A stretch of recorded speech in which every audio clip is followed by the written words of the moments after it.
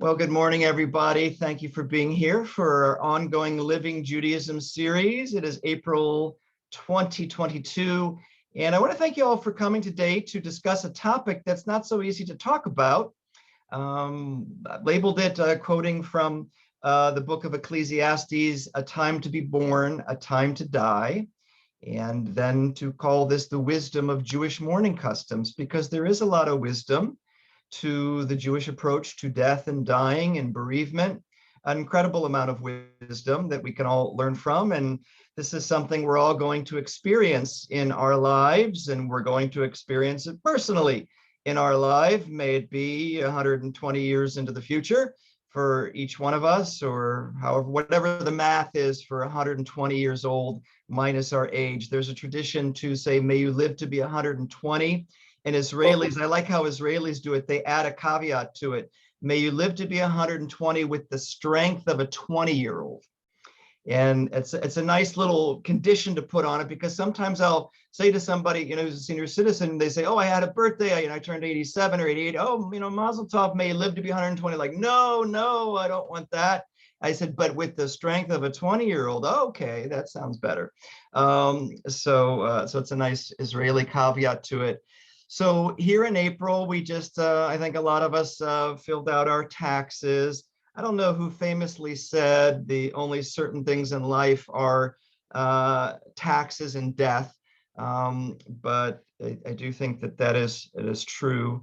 But it's hard to talk about, right? We don't want to think about that. I don't know if this is true, but we'd have to ask a dog, or we'd have to ask a chimpanzee or other animals. They say that human beings may be the only animal that is conscious, and Randy's shaking her head, I think we're going to go with this. Human beings are the only animals that are aware that one day we will die. And that knowledge, that awareness of our that one day we will die, that we will cease to exist the way that we do now, is very painful to contemplate, to think about. So one of the ways we approach that, a difficult, painful emotion, is to deny it and to pretend it's not there and to distract ourselves from it. So in our culture, I think we do have a way of distracting ourselves from it, denying death. It's over here in a corner. In most cases, it's taken place at a hospital. It's taken place over here. Hospice, home care has become more frequent in America, which I think is a good thing. It used to be that people did die in the home, and then generations of family were surrounding them, and there was a lot of loving support, a lot of care, which we're going to talk about today, a great mitzvah in Judaism to care for those who are dying, and then the mourners. But if we don't see it every day, if we're distant from it, it makes it all the more easy to deny the pain of it. But the reality is we're all going to have to face it at some point, and Judaism does have a lot of wisdom about how to approach death, and therefore how to approach life and infuse life with more meaning, because we are aware that one day it will not be the way it is now. So hopefully you're able to open up the PDF file that I've placed in the chat box. There are a number of terms surrounding death and mourning customs in Judaism. I thought we could sort of use this as a springboard to discuss, and I've sort of put it in the order of sort of around the time of death, and we can talk about some concepts and things that happen before death itself.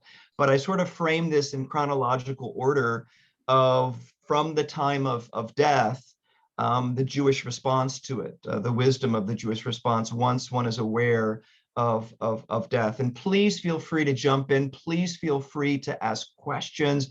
If there's something you've always wondered about it, a Jewish approach to death, I think now is the time for us to be able to discuss it, so we can put everything on the table. And I'm just using this as a frame to talk about some major concepts that's important to know.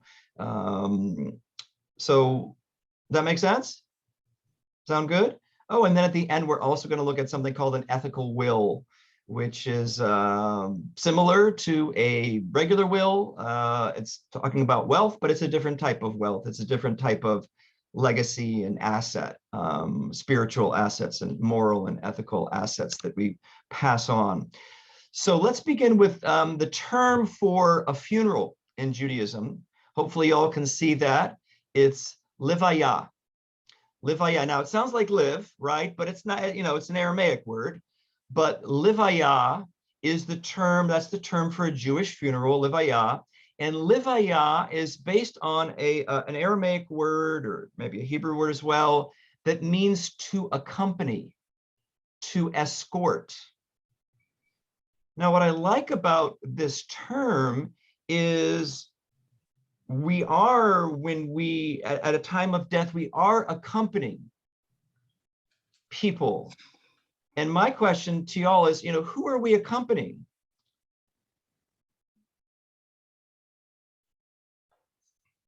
Who are we escorting? Yeah, Seth.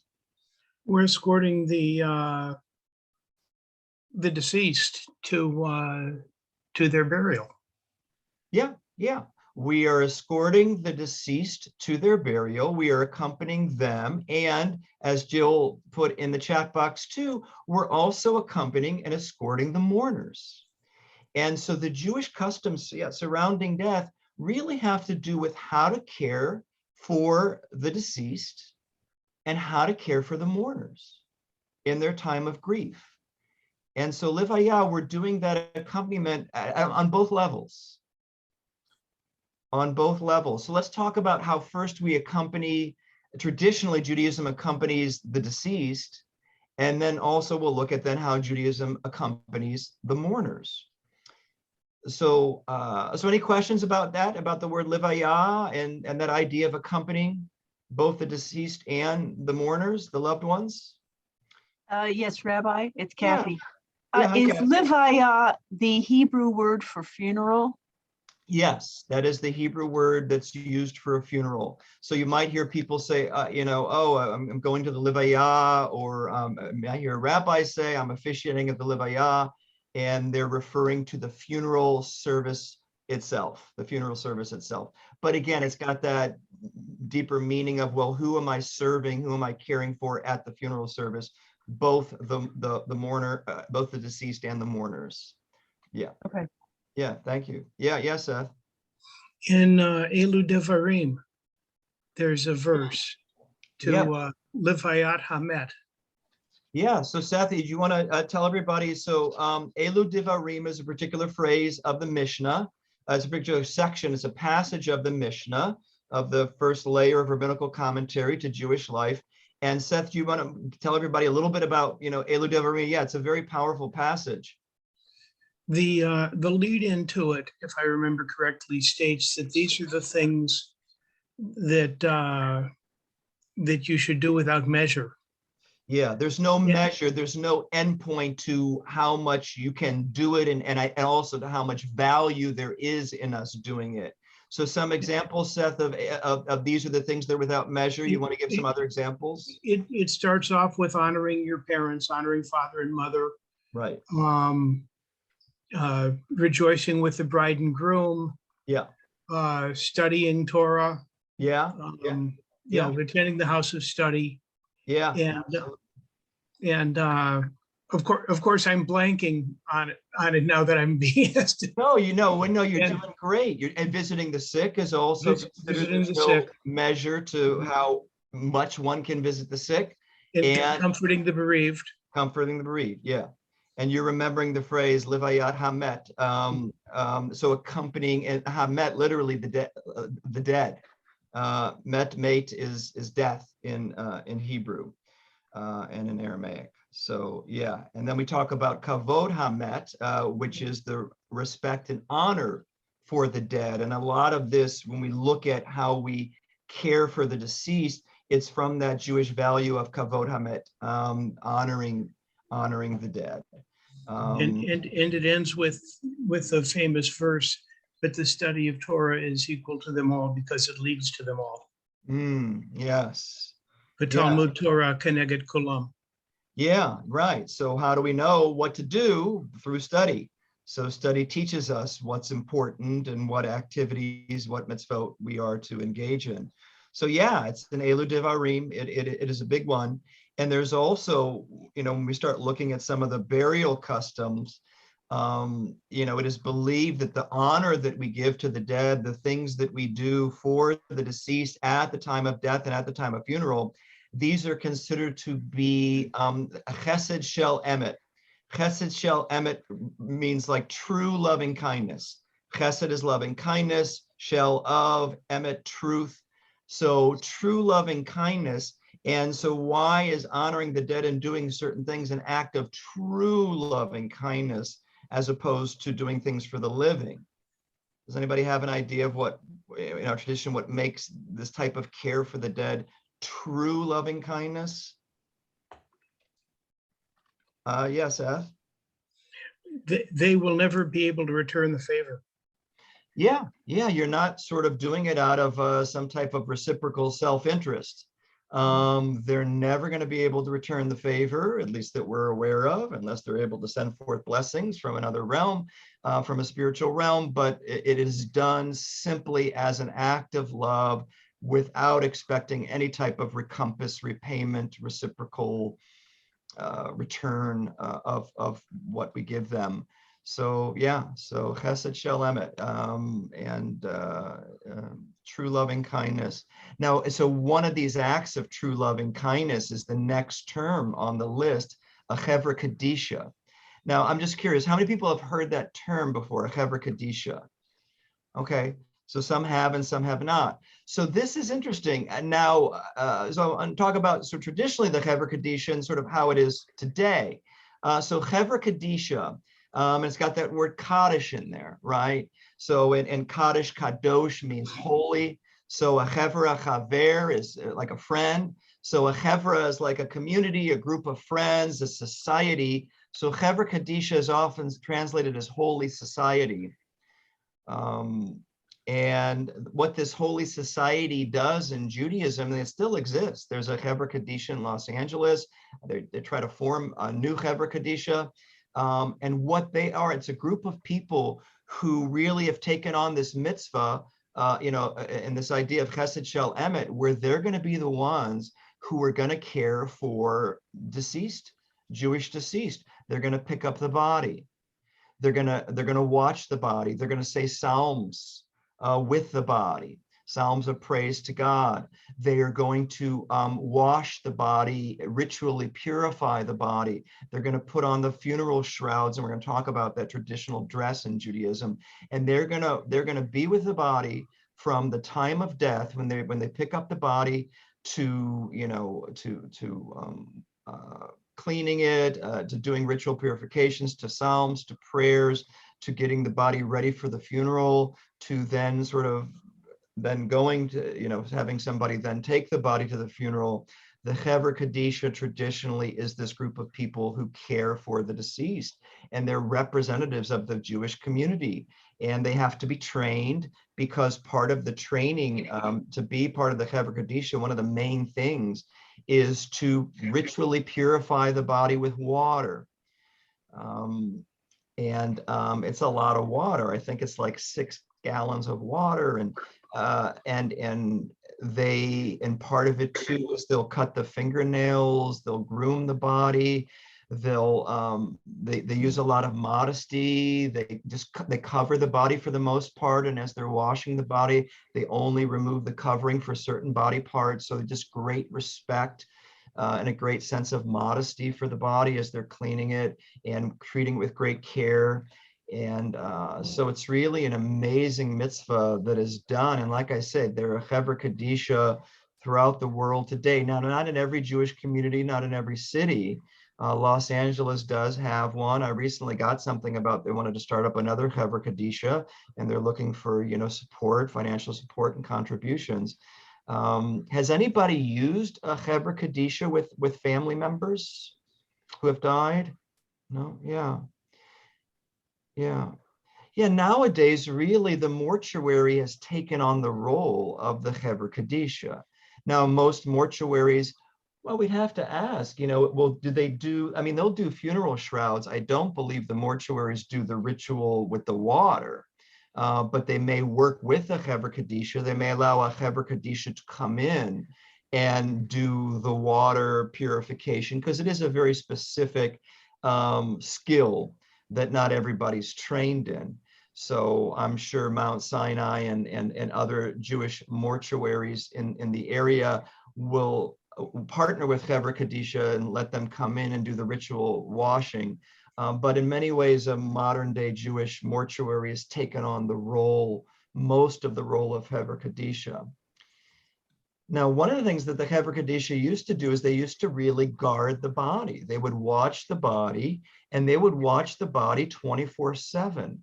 When one of my professors in rabbinical school died, it was that we were asked, the students were asked to sort of watch the body until the time of Levaya, and people took shifts, 24/7.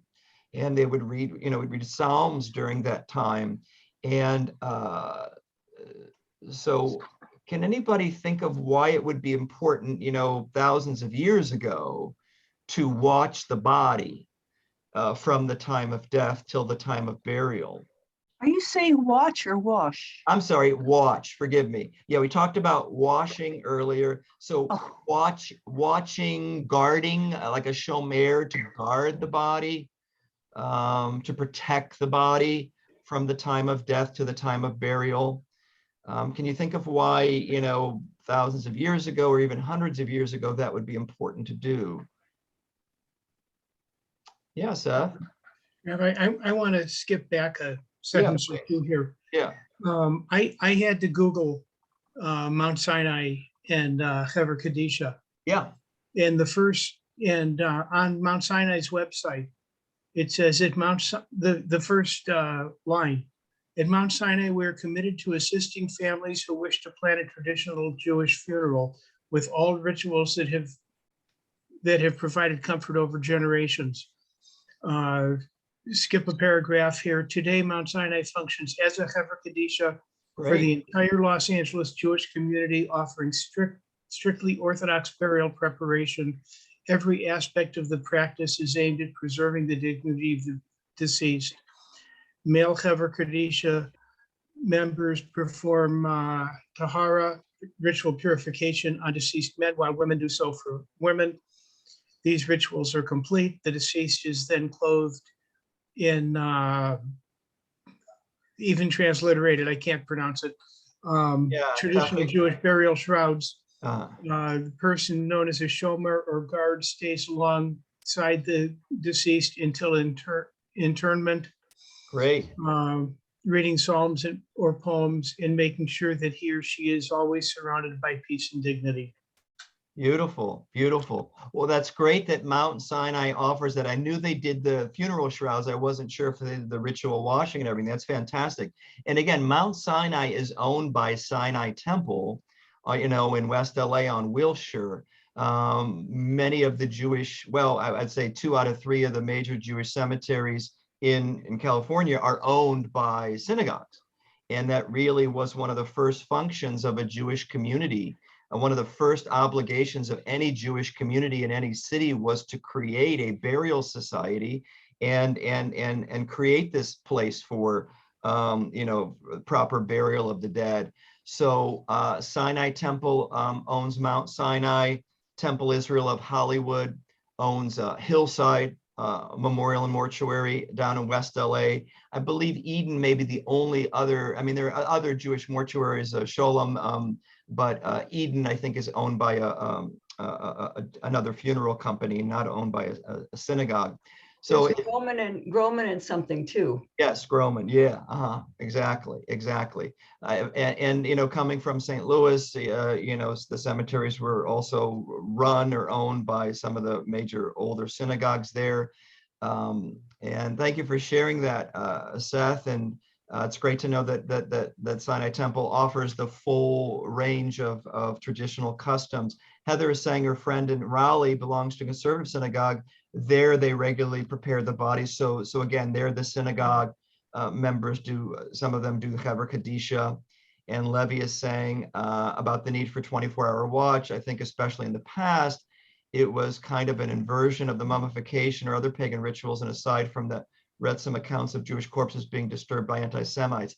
Yeah, Levy. So yeah, I think it probably has to do with all those things, and this sense too of, to the body in Judaism, which is sort of the temple of the soul and the house of the soul, is meant to be treated with great respect. And that's why in Judaism you have certain prohibitions, for example, against self-mutilation, suicide, tattoos. The body is almost our body's on loan from God. We're just renters.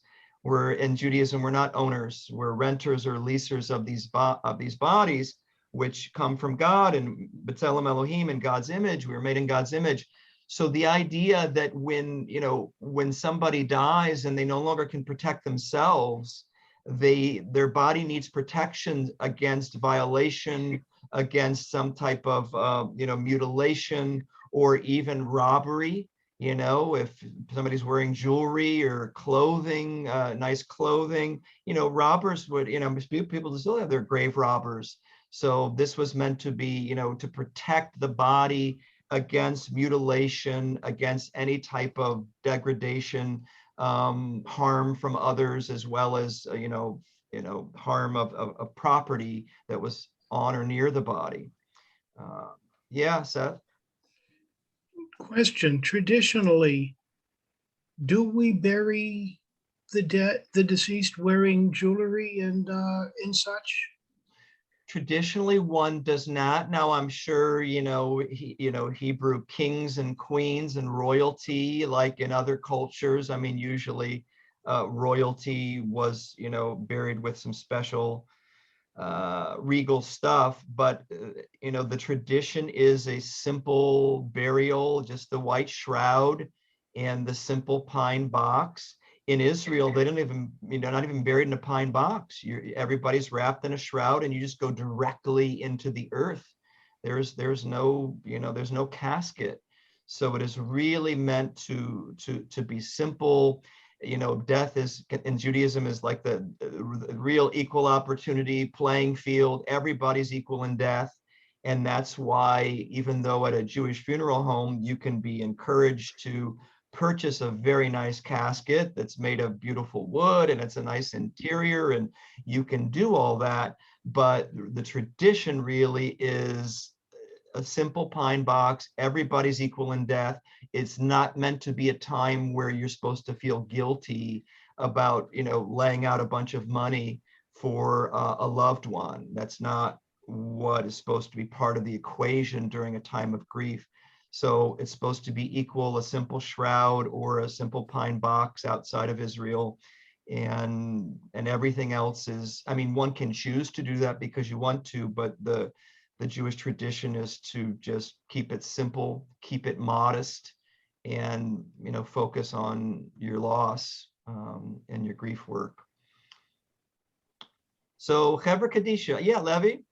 I was wondering, was the custom about burial directly in the ground, is that something specific to like Eretz Israel, or is it more of just like a cultural thing that emerged as a difference? Yeah, that's a great question. So a burial in the ground, as opposed to like a mausoleum, in a wall, in a concrete or other type of wall, or in a cave, for example. Sometimes there are examples of Jewish people being buried in caves throughout history. So not necessarily in the earth, but sort of above ground. And then cremation, which we'll talk about too. The ideal in Judaism is burial in the ground. There are passages in Genesis, and there are passages in other sections of the Jewish Bible where it talks about returning to the earth, that our bodies came from the earth. When you look at, Genesis chapter 2, God formed, Adam and Eve and Chava, Adam and Eve, from the dust of the earth. So sort of the passages that talk about, you came from dust, to dust you shall return, to earth you shall return. So it certainly has to do with referencing some biblical passages that talk about we come from the earth. Adam, Adamah, the first person, Adam, Adamah literally means earth. It means soil. land. So it's sort of built into the human name that we come from the earth. And so therefore to return to it. Now, there are obviously cases where one can't return to the earth for whatever reason. It could be financial. It's very expensive now to be buried in the ground, extremely expensive. Mausoleum style burial and even cremation has become more popular, even in Jewish circles, cremation, partly because of the expense that's involved with, below ground burial. And also for some folks, for the environment.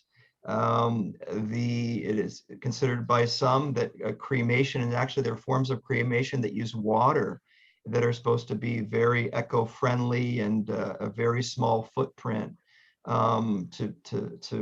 affecting the earth itself. So cremation has become popular even among Jewish folks for a number of reasons. But we'll talk more about it now. I know I'm bringing up subjects that we can go really in depth into. So just sort of skimming the surface for now, and then we can go in deeper a little bit later. I want to also mention, Heather's comment. Her mother at age 13 was told to watch over her grandmother's body after she had died while her parents went out to synagogue. Wow, yeah.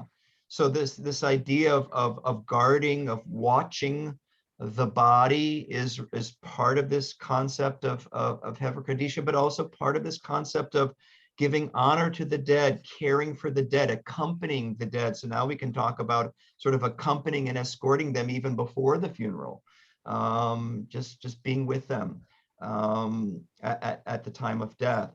There's a belief in Judaism that, even at the time of death and until burial, and even somewhat after burial, that the soul of a human being is so connected to its body, it's been with this body all this time, that it's disoriented, that the soul is sort of hanging around the body because it doesn't know what to do next. It's disoriented and it hasn't yet ascended to heaven.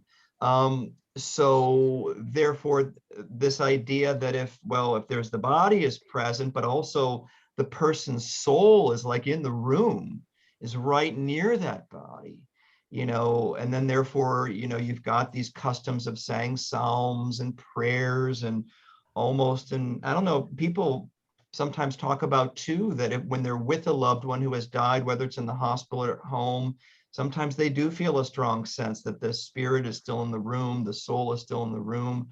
So you have these ideas in Judaism. So on one level, it's almost like, this is what I need to do to care for this person's body.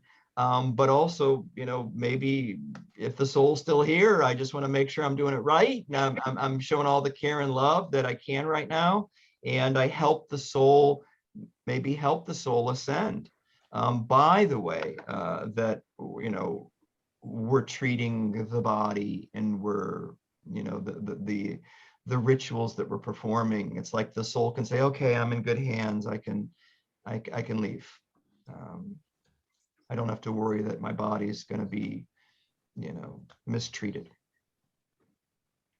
So very powerful, very, very powerful ideas surrounding mystery, of course, mystery surrounding death, and a lot of questions we don't have the answers to. And so with that mystery, we'll also put in that mystery. I think, Levi, you were alluding to this. We're going to put into that mystery some rituals and some things to provide meaning, to provide comfort, to provide strength, and a little bit more structure and certainty for a very difficult, mysterious time. Okay, so then as part of the Achevracadisha, part of preparing the body for a funeral, so tahara is the term for purification. Tahor is to purify, to ritually purify. And so tahara is that washing. And again, it's not necessarily, there's like a preliminary washing of the body and like cutting of the fingernails and grooming.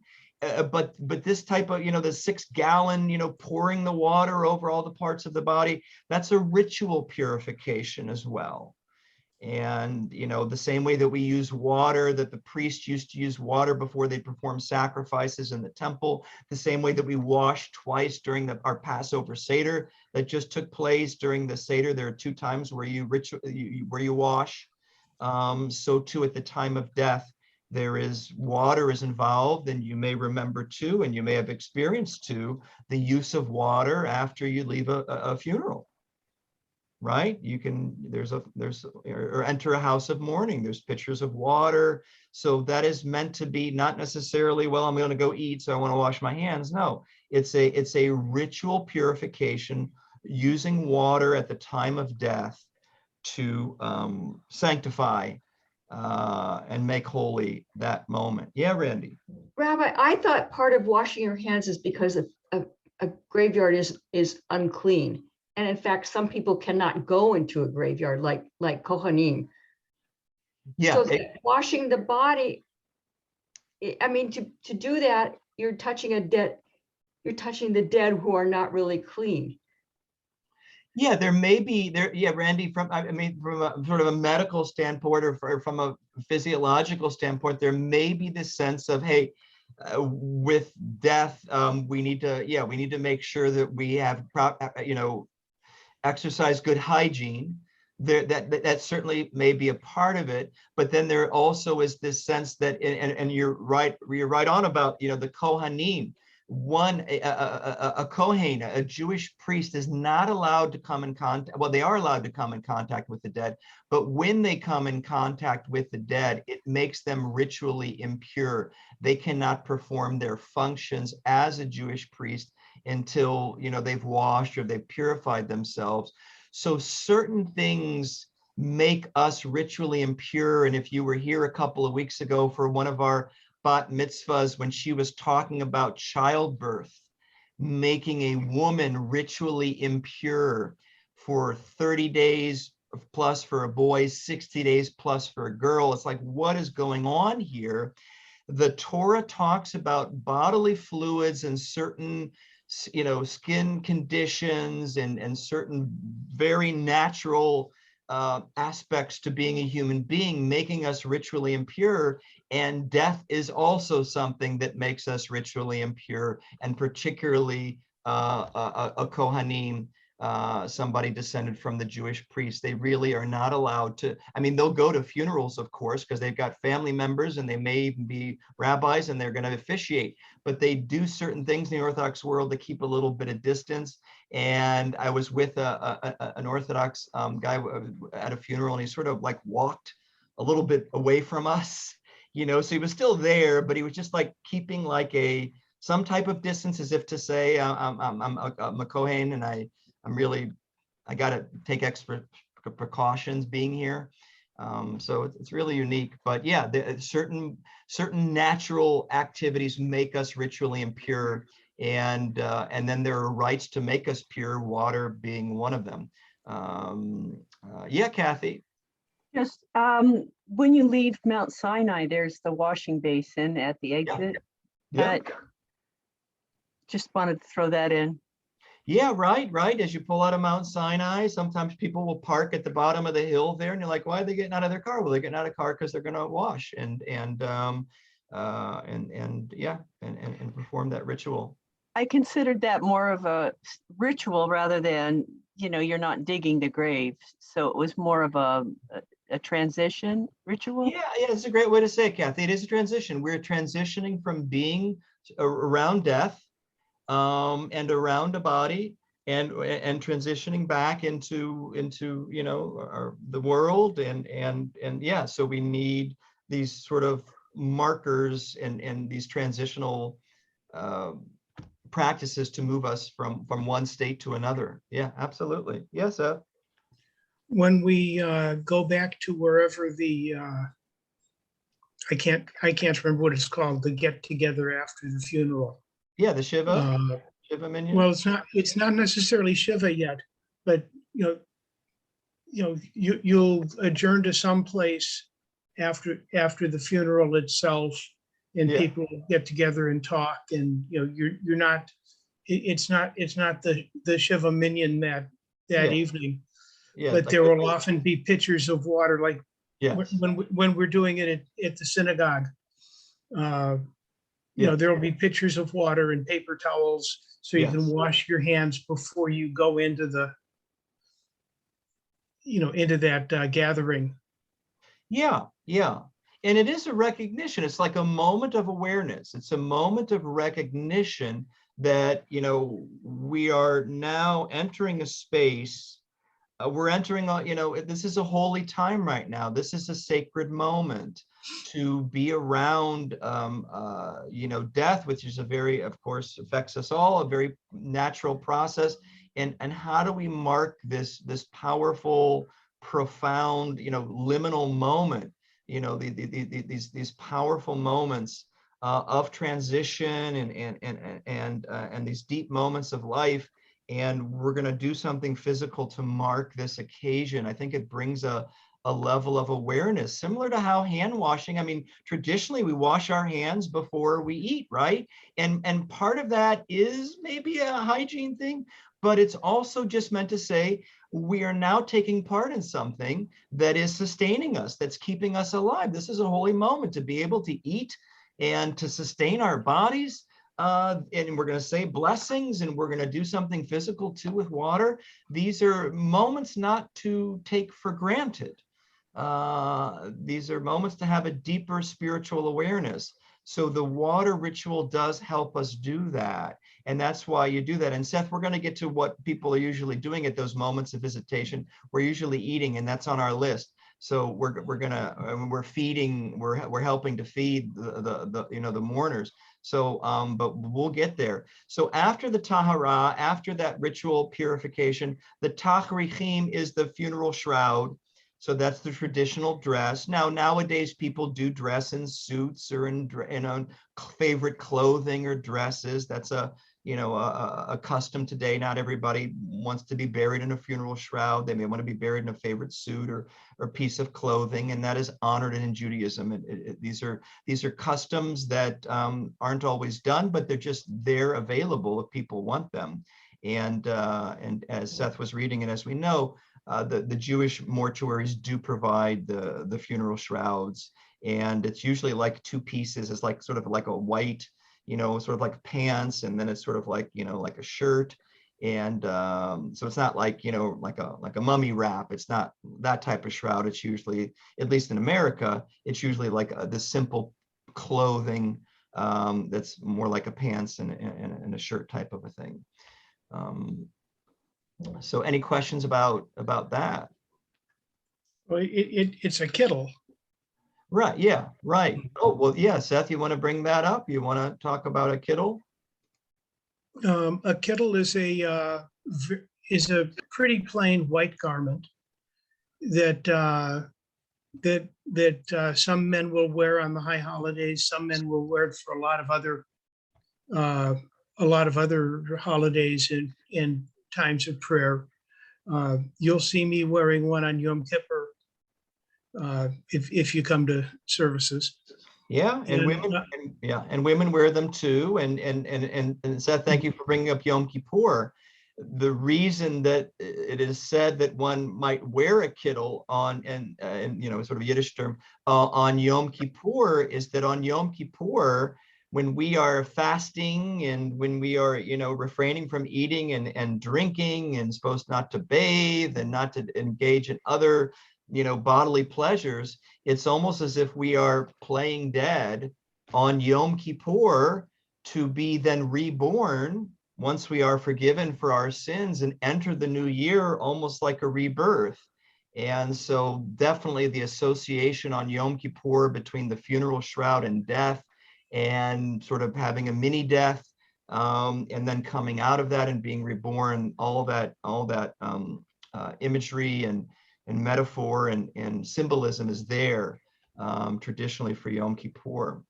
Let me pick a name just to have a name, not because I know anyone with this name, but it keeps me from walking in saying, well, I'm going to be dressed better than Shmulik because Well, yeah, another thing, so the modesty as well, so that we're all equal at Yom Kippur, we're a community. Yeah, exactly. Yeah, it's a nice idea. All right, so now let's go back to the funeral. So this has been the preparation traditionally for the Jewish burial, and so now at the funeral itself, the Levaya, obviously we're going to say Psalms. We're going to talk about the deceased and praise the deceased in the eulogy for, admirable attributes or accomplishments or aspects to their life, what was important to them. So that's sort of the content of the funeral, and certainly Kaddish will be said at the funeral, and El Maleh Rachamim, God full of compassion. We pray that the soul of the deceased, that their soul is bound up in eternal life. So, Judaism does believe in an afterlife. We don't talk about it a lot. We don't focus on it. It's not a major area of focus, but certainly Judaism has very rich ideas and teachings about afterlife. So when we pray at the funeral, God full of compassion, may their soul be bound up in the bonds of eternal life, that is an expression of our belief that there is more to life than just what the person experienced during their number of years, and they live on in some way. We're sort of agnostic about how they live on. We don't, we have ideas about it, but unless anybody has come back to tell us their experience of afterlife, we sort of, we pray for it, we have a hope for it, and we have many teachings about it, but we don't put a lot of focus on it in Judaism. So, but then one of the other things that we do physically too, as a symbol of our grief and mourning, is kriya, literally tearing. Traditionally, one would, when they heard of a death or they witnessed a death of a loved one, they would tear their clothing, literally just tear at their clothing as a physical sign of, some of the way that we say it at a funeral is for hearts that are torn, we do this tearing. And I guess somewhere along the line, they said, well, no need to destroy your clothing over this, we'll give you a little black ribbon, and, we'll tear the black ribbon.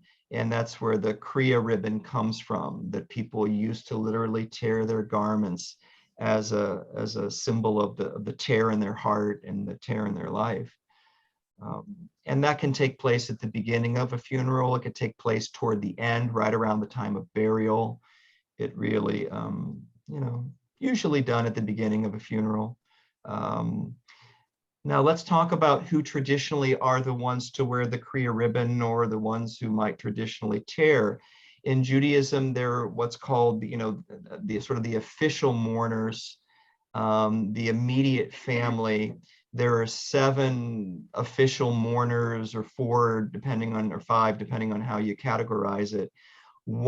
A traditional mourner is a child of a parent who has died, a parent of a child who has died, a brother or sister of someone who has died, or a spouse who has died. So there are the 7 relationships. There's mother, father. Today it's mother, mother, father, father. But it's 2 parents. It's also brother or sister makes 4, spouse makes 5, and then child, I guess, son or daughter makes 7.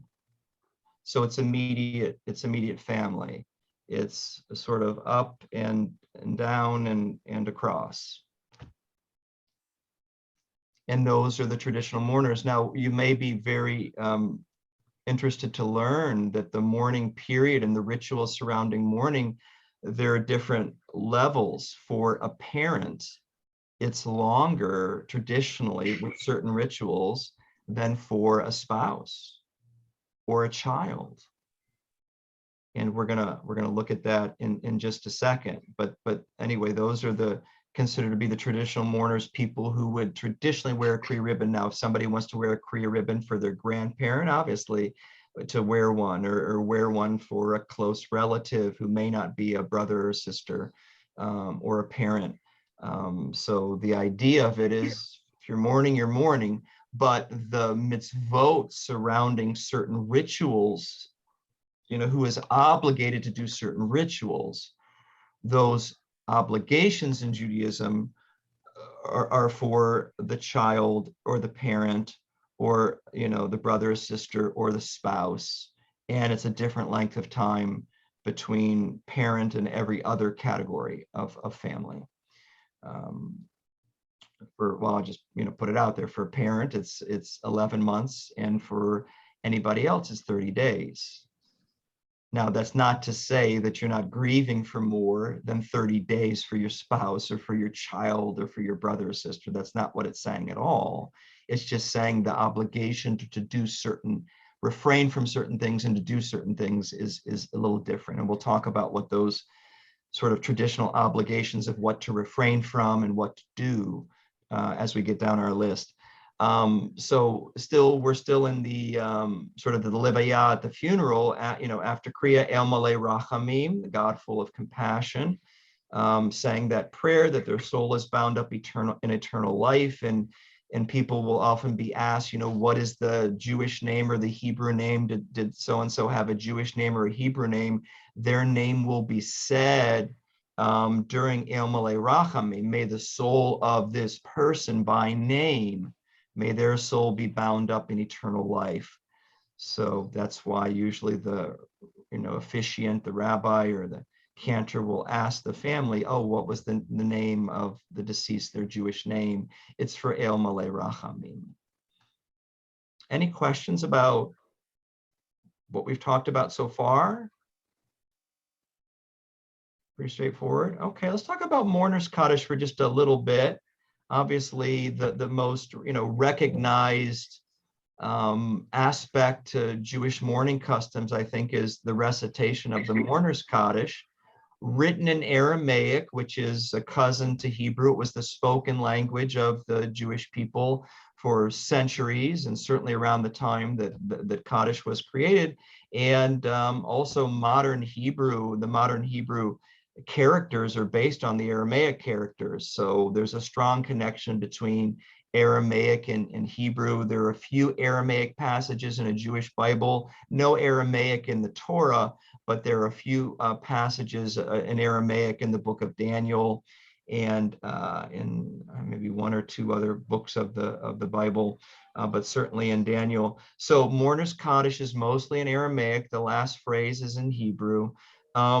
And what's interesting about the Mourner's Kaddish, I'm sure you know if you've ever read it in English, it doesn't talk about death at all. It doesn't mention death. It's a long praise of God. It's just one adjective after another, praising God. So it is a prayer of praise. So scholars believe that it originally, Kaddish was said not at the time of death, but at a time of study. So when the rabbis would get together and study, let's say it's believed that it's sort of created around the time of the 7th century, so in the 600s. So now we're sort of at the time of the Talmud, the end of the Talmud being written and maybe codified.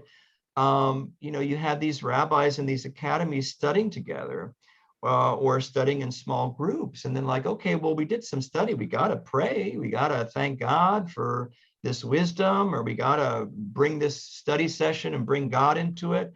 So they created this prayer of praise at a time of to sort of punctuate their time of study and make it that spiritual experience and bring God into it. So it's believed that's how Kaddish started. And then when a Torah scholar would die, at the funeral, one of the colleagues or students would offer a little study session at the funeral, or say, so-and-so loved this phrase from the Torah or from the Talmud, and let's talk about it. And then they would because they were used to doing Kaddish during their study session, they'd have the little study session at the funeral, and then they'd punctuate that or end that with Kaddish for Torah scholars. And then it became so popular, people would be like, wait, whoa, you didn't say it for this guy, or this, and I'm saying guy because at that time it was mostly men. Wait, this guy was a Torah scholar. You're saying he's not a Torah scholar? You're not going to say Kaddish for him? You got to say Kaddish for him. He's a Torah scholar like everybody else. So then it just, you couldn't leave anybody out. And then it became, well, not just Torah scholars, but it became so popular that for anybody in Judaism who had died, you'd say Kaddish during the funeral. And so it's believed it really it came out of Jewish study. Back to what Seth said at the beginning, these are the things that are without measure. The study of Torah is equal to them all, and it's the foundation of them all. So that's how Kaddish sort of began, and then it just took on a life of its own, and it was said for everybody at a time of death. And then back to the Jewish view of afterlife, it was believed that by saying Kaddish for a loved one who had died, particularly a parent, you were giving merit to their soul. Like if their soul was like, if God was thinking, well, I don't know if this person really deserves to go straight to heaven right now, maybe they need to spend a little time, spiritually purifying themselves in another sort of spiritual place. That by a loved one saying Kaddish, it's like saying to God, hey, God, look how special this person was. Look how much of a good person this was. We're saying Kaddish for them, that it helped their soul, get to heaven a little bit quicker or ascend to heaven. So there is this theurgic aspect. Theurgic is sort of a term for the things that we do affecting God. There's this theurgic aspect to saying Kaddish, that we're going to help the soul of our loved one ascend to heaven by saying Kaddish. And that's just another layer that was put on top of the Kaddish prayer. And that is why it traditionally is said for a parent for 11 months, because for a child to say Kaddish for a parent, that's, such a sign of respect and love and support that, that's going to move God to help that soul of that parent ascend to heaven.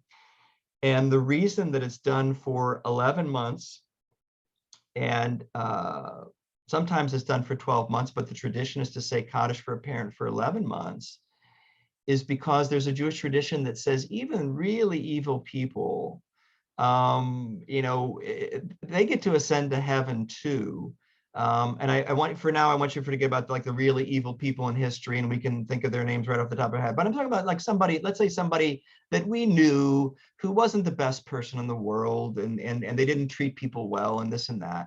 That the most time they would spend in sort of this purification, the spiritual purification state, hell really, not a permanent hell, but a temporary state of hell. What the most it would be for an evil person would be 12 months. So the reason that Kaddish is said for 11 months is as if to say, we're not saying our parents are that bad. We're not saying, that they're in this detention center, they're in this hell, this spiritual purification. They deserve to be there for the full 12 months. No, we're going to say it for 11 months because we know we don't have to go the full 12 month, the full term. They're on parole, or forgive me, I'm trying to use now an analogy to the prison system. Does that make sense? Okay.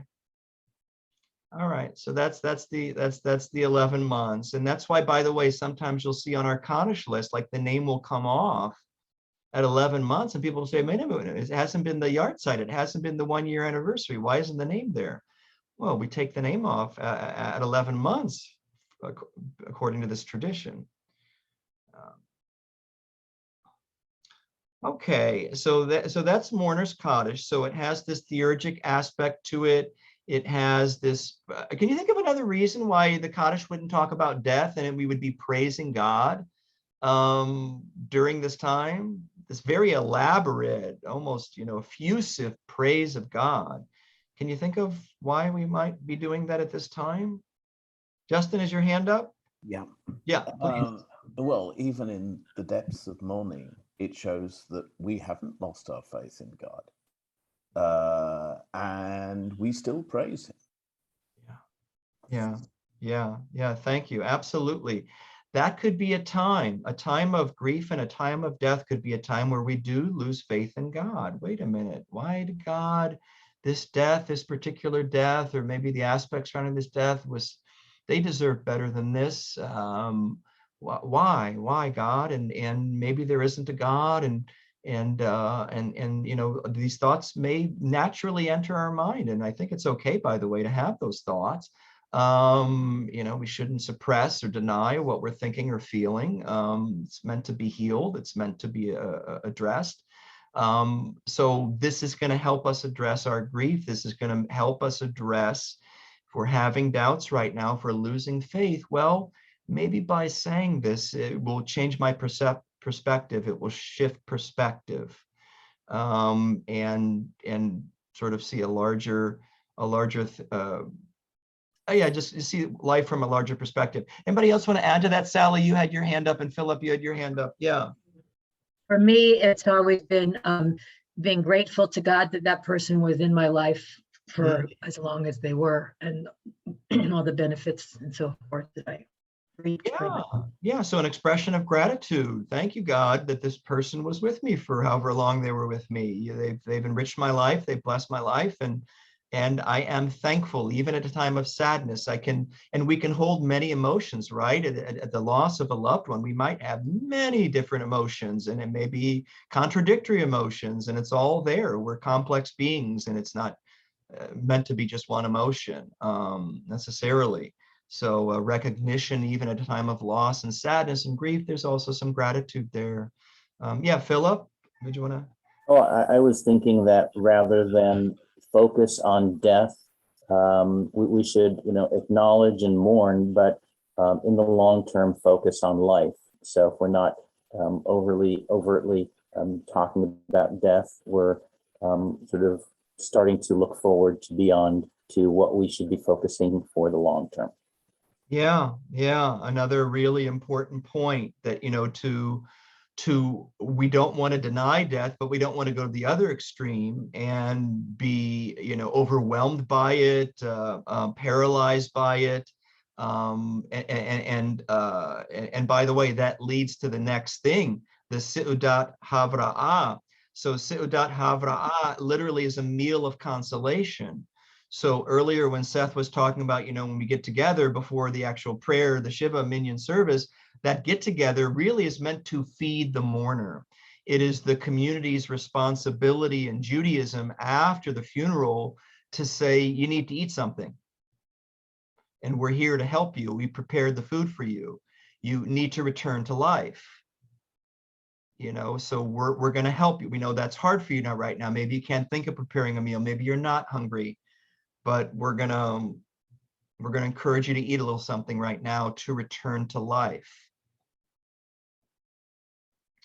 There's I remember a story. Do you remember a guy, Leo Buscaglia? Am I pronouncing his name right? Do you remember Leo Buscaglia? He used to do like some PBS seminars. He was one of the first like PBS, lecturers. He talked a lot about love, and he was a sort of a big love guy. Yeah, Jill, you remember him. And he tells a story in one of his books that after his mother died, who he was very close with, one of his friends stopped by and put like a cake on his doorstep. They baked a cake, they put it on his doorstep, and the note was, "This is just to remind you that there are still sweet things in life." And sort of that idea of what we've been talking about, that Kaddish is meant to do that too, as is the meal of consolation. This is just to remind you that, there are still good things in life. There's still blessings in life. There are sweet things, and not to deny your sadness, but to help hold it in a space, a larger space, contain that grief in a larger space, not to be so consumed by it. So it's a neat custom, the Seudat Havra'ah. And that's why too, at Temple Sinai, our sisterhood does a great job. When people return to the house, They're going to be there to help serve the food, prepare the food. And sometimes it feels like it's for the guests, but it's really meant to be for the mourners, to help them return to life and nourish them, feed them. Yeah, and then that leads into Shiva. So Shiva really begins the day of the funeral. And Shiva literally means 7, right? So it's the 7 days, counting the day of the funeral, that is meant to be the most intense period of mourning, where the dead have been buried. And by the way, this idea of Judaism not to deny death, I don't know that other religions do this, but right, to ask the people who were at the funeral to shovel earth into the grave, and ask the mourners to do that and shovel earth into the grave, and you hear that thud, you know, that really is meant to be a recognition. This has happened.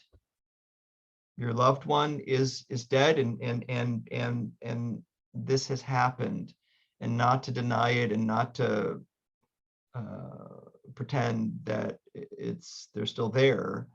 No, they're in the earth now, and you heard that sound of the earth hitting the casket. It can be jarring, but it's sort of meant to recognize the reality of death. So then the idea then that this is going to be intense now, and those in tradition, I'm just talking the tradition right now, that traditionally the first 7 days, the mourner has no other responsibility than to grieve the loss. Not traditionally, not to work, not to bathe for pleasure. One can bathe for cleanliness if one needs to, but to avoid certain things that are meant to be pleasurable. Certainly eating and drinking, of course, one can do, and is encouraged to do, but not to attend parties, not to go to concerts, but just really just focus on one's loss, and to sit low to the ground as if a sign of one has been lowered, to be humble. The book of Job talks about Job sitting on the ground and his friends sitting with him on the ground during his time of grief, and so it's sort of based upon that, but sitting low to the ground, almost as if low to where the deceased is is buried in the ground. We're going to sit low to the ground. We are in this state right now, and recognizing we're in a different psychological space right now, and we're going to sit in a way that reflects that. And to just be in the home, to have received guests, to say prayers in the home. The prayer service comes to the home, Kaddish being said in the home, and the Shiva minyan.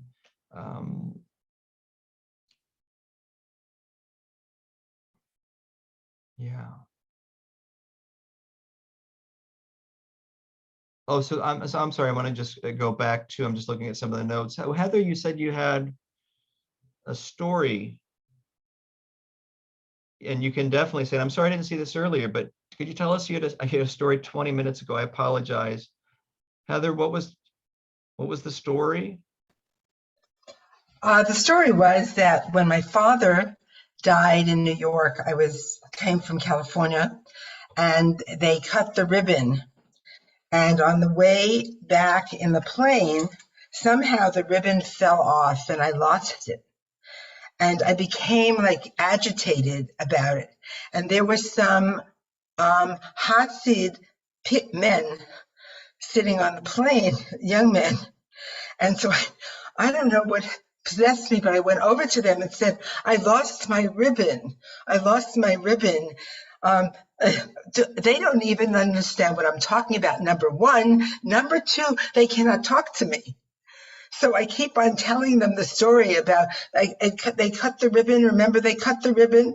Of course, they don't know that because they don't even participate in the cutting the ribbon. They tear the clothes. Yeah.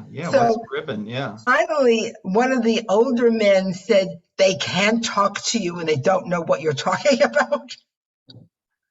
Yeah. So that was one thing that I wanted to say. But now that I'm talking, when you're talking about the Shiva, as a therapist, I need to say that is the most brilliant grieving process that Judaism has created for people to really spend time in grief. This is psychologically a wonderful process.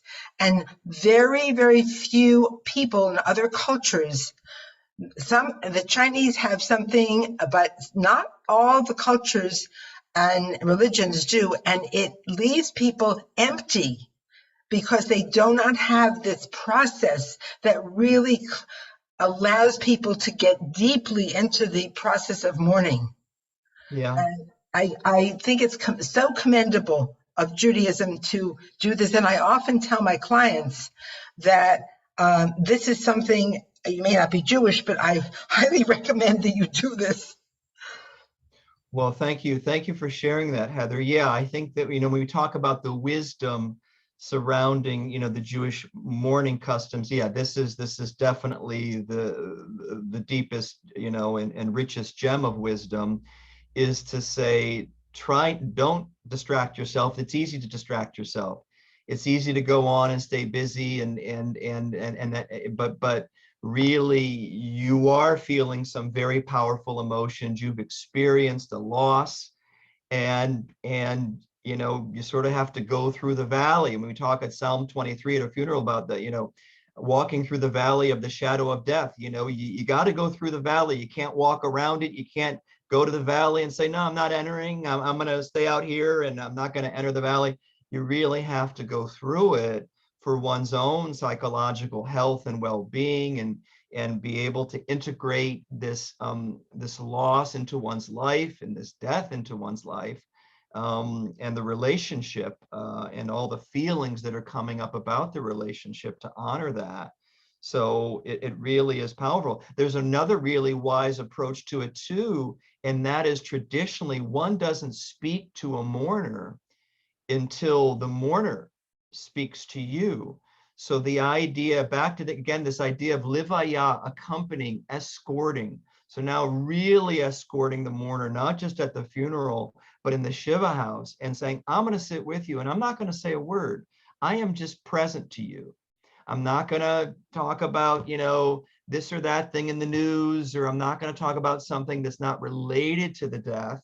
And that comes up. I mean, that happens. It's hard to stay in that space where you're just silent until the mourner speaks to you, where that can be an uncomfortable space too for a visitor.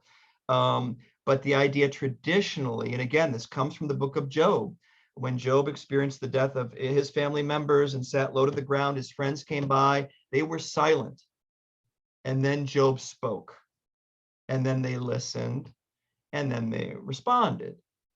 And that sort of is the model to, just be present, be physically present, to listen, to respond to what the mourner wants to talk about, and not inadvertently distract them from their grief work.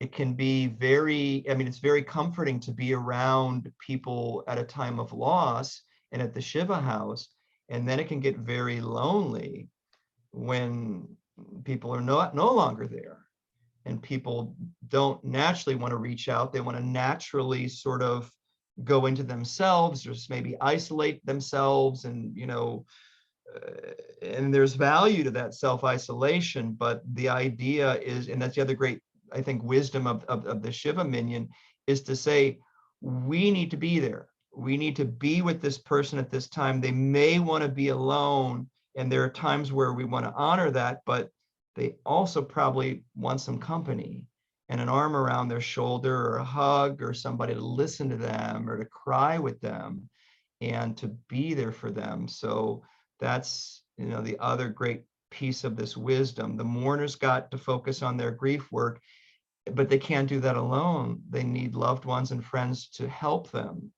and to surround them. And so that also is what the Shiva minion is meant to do. Jill, you had your hand up, and I thank you. And yeah, so I really agree with Heather so much. And for me, I think just saying the mourner's Kaddish each week is exactly what Heather was saying. I mean, it takes you, it allows you to go through all the 5 stages of grief, but every week you get to remember them. The most recent experience I've had is one of my daughter's very close friends since he was in 2nd grade passed away just suddenly, and he was was 21, and he was a really close friend of our family. And I think just being able to, even though we were in the pandemic, put his name in and have the community recognize him. I mean, even though, we weren't physically together, I even if I don't put his name in the chat, I still think of him when you say that. And, I just feel that process of saying the mourner's Kaddish each week is really been a huge comfort, not only to me, but I usually send a copy of my entry in the chat to his mom, and his mom isn't even Jewish, but she really appreciates, that our community is honoring his memory. And so it kind of extends out for me to beyond my religion. It's touched his family as well. And I agree with Heather that I think that I don't know what other, I'm sure there are, but I don't know what other religions do this each week. It's a way for us to go through all these stages of grief, but to still remember them. And when I put his name in the chat, he had this beautiful crooked smile, and I always see his crooked smile. So I love that practice of our faith. And thank you, Heather, for making me realize that. And Rabbi, I love the way you say it. There's something like that just kind of goes up my spine, and just, it's like your arms are wrapped around me when you say that, in our service each week. So I just wanted to thank you as well. Oh, well, thank you, Jill. I appreciate that. And again, thanks to Heather. And yeah, the power of Kaddish. I mean, there are books written about, famous books of Jewish people who, went through this process of grief, sang Kaddish 11 months for their parents, and they wrote about their experience. And some of you may have read these books, but I highly recommend them to you. And it's just about the power of saying Kaddish, the power of community, creating this sacred container for grief work. It really is extremely powerful. And some have said, religion is created to deal with death. And I think there's an element of truth to that. I think religion's also created to celebrate life, and to celebrate, sort of like a Heschel standpoint, celebrate the awe and the wonder and the mystery and the joy of living. But also religion, I think at its best needs to help people, accompany them through loss and death and grief. It's one of the hardest things we're ever going to experience in life is the death of loved ones. And Judaism does have a lot of wisdom and rituals, and there are great books to help guide us through it, as well as for the community to help guide us through it. And so that Shiva period is that powerful, intense time. And then that leads into, that's the first 7 days. And then the next 23 days, 23 plus 7, gets you to Shloshim. Shloshim literally means 30. And this is a gradual transition back into the world and into our regular life as much as possible. So the next 23 days, one can go back to work after 7 days. One can, do other things in society. One is still traditionally supposed to sort of avoid getting a haircut or shaving for men, and not focusing on one's appearance, but still just, again, in the state of grief and loss. And one is traditionally not supposed to go to a concert or do certain things for great pleasure, because one is still supposed to be focusing on one's loss, but not as intensely as during the first 7 days. Yeah, and as we think about that, I just want to, Justin, how do people manage the process of Shiva during the depths of lockdown? I think that has been one of the cruelest things about this pandemic. In addition to the loss of life, the people who lost their lives and the illness, people not being able to go into the hospital room and hold the hand of their loved one as their loved one died. One of the cruelest things. I mean, I don't blame the hospitals. They have to maintain the health of other people. But that loss of human connection, that loss of community during being in the hospital, if dying in the hospital, and then during that time of Shiva, I think it's just made it harder. I think, like a lot of things during lockdown, like kids not going to school, we're still dealing with it, and I think people, we'd have to ask people who did go through this process without having a community in their home, what that was like, and, if what they're still feeling. We did it the best that we could by, having the virtual, Shivos that we did, but it was a pale comparison to what being in person.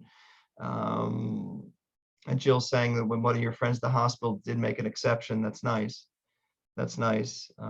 They didn't all do that, and yeah, that human contact, that sense of community, and I didn't put the word minion, but obviously when we talk about a Shiva minion, that idea that a minion, a group of people, community needs to be there, essential. So forgive me for not putting the word minion. That's an essential component to the Jewish process. Yeah, Philip. So when my mother passed away, and it was actually 3 months ago today, she was in a board and care home, and this was still during COVID. Things had subsided a little, and they had said that before you visit, you need to have a negative COVID test. And we had just received word that things were going downhill and it would be, very quick.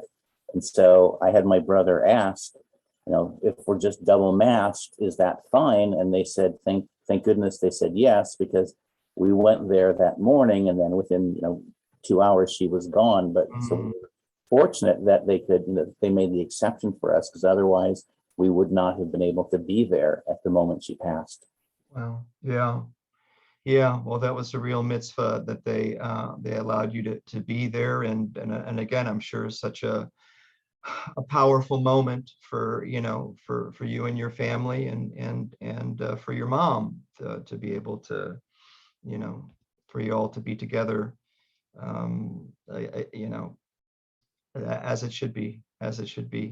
So now I'll just quickly do some of these last few terms, and we could talk about this. And again, I just want to give you some resources too at the end, that I didn't list. Oh, we need to get to ethical wills. So we'll talk about that just briefly. So yard site literally means a year's time, or, an anniversary. So the yard site, Yiddish words. So the anniversary of death,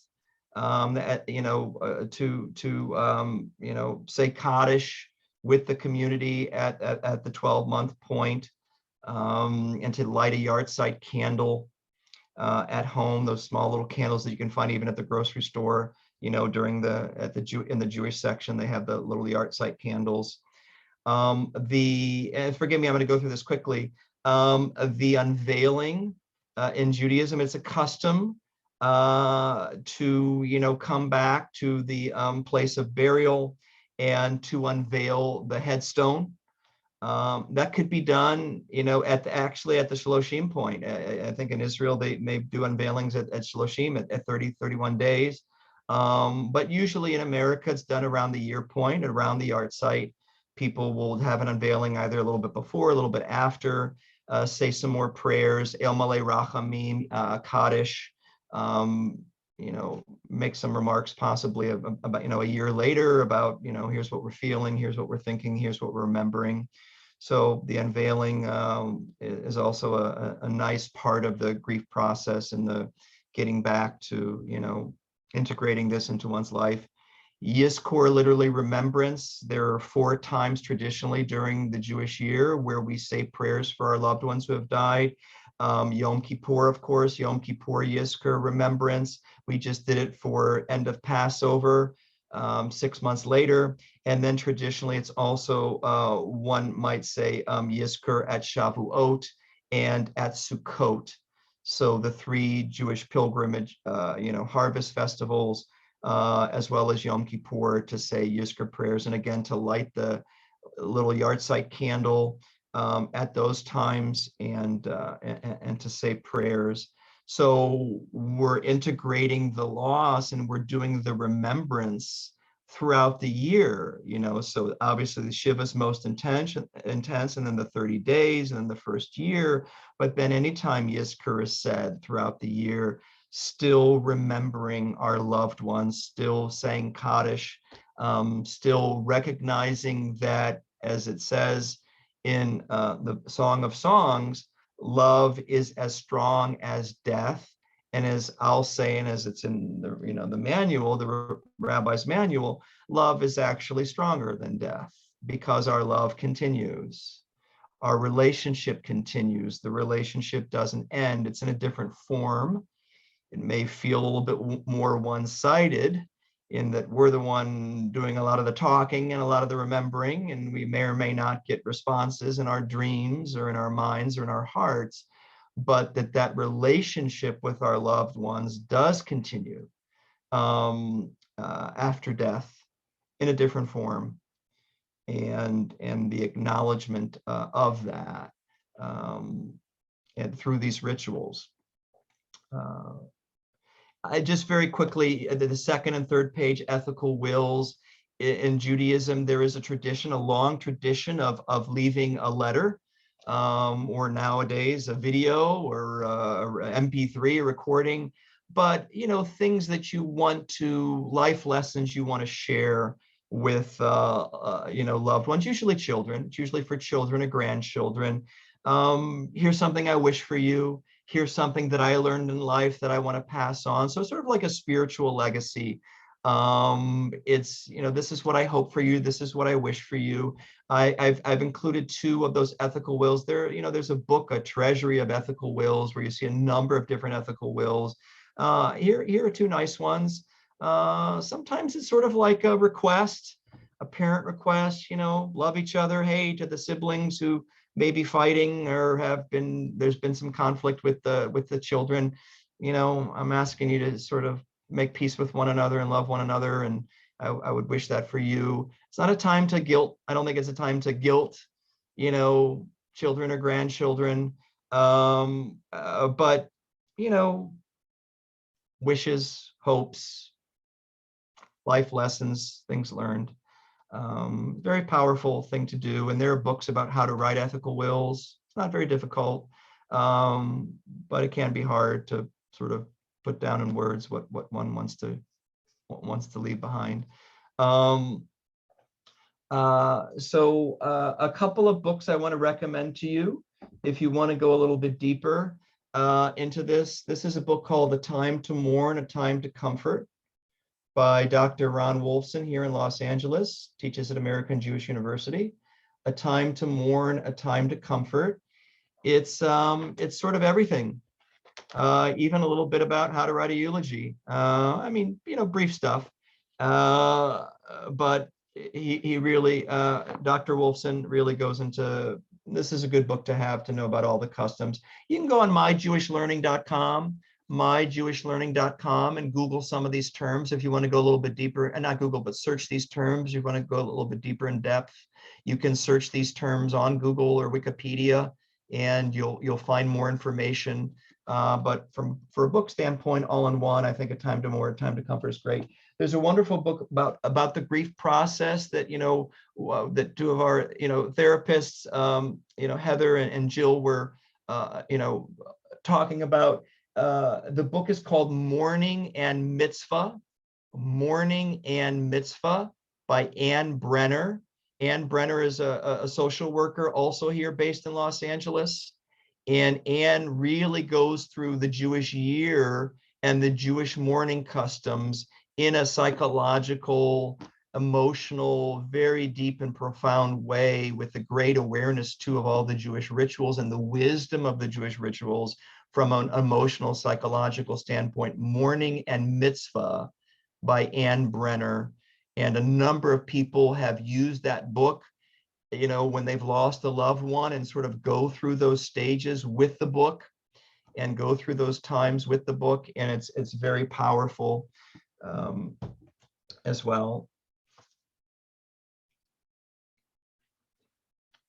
All right, any questions or comments or anything you might like to add?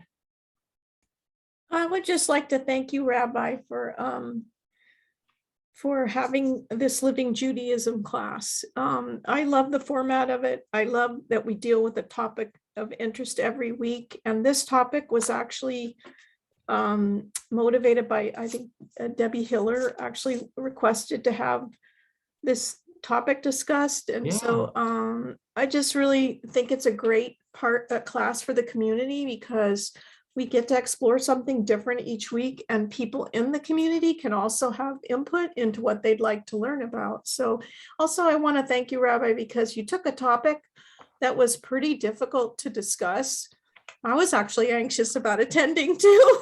Oh, really? And and I feel like I learned a lot. I feel like you educated us a lot. I didn't feel anxious at all watching the and listening. So I really wanted to thank you so much. And then that's all I wanted to say. So thank you so much. Well, thank you, Jill. Thank you so much. And Jill is the chair of our Adult Education Committee, and our Adult Ed Committee sponsors this program and many other adult ed programs. And as Jill said, with this, once a month series where we go in depth into living Judaism, if there's a topic of interest of yours in Judaism that you've always wanted to explore and go in depth and discuss, I want to encourage you. I'm open to ideas for next month.